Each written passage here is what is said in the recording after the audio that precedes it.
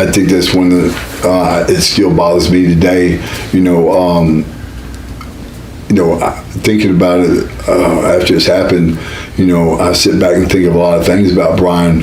One, we forget, Brian was a really hard worker. He worked really hard to do well in his matches at night.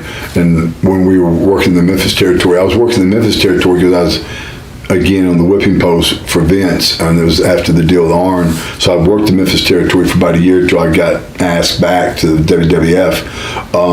But I remember this is what it was. We still working the kayfabe deals, but I'd have people in my vehicle, he'd have people in his vehicle, and we were racing to get to an exit to get what we thought we were doing something cool. We were getting chocolate milk with donuts, and it said, fat free. All it was skim milk in your chocolate donuts. But that's what we were actually.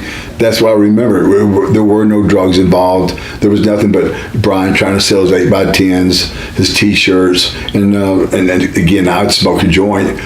Brian had no. And part of it, and we're just running to get our donuts and chocolate milk.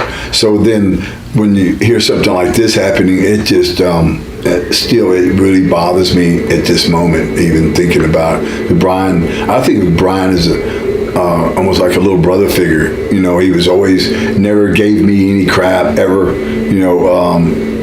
Just again. I can only every time I think about it, I'm still in shock over the whole thing because he was a really lot of fun to be around, and I didn't see the bad things everybody else saw. And speaking of the weed, have you heard that later this month it's going to be legal in Canada? It's actually going to be fully legal. No, I didn't hear that. Yeah, cool. They're changing the laws.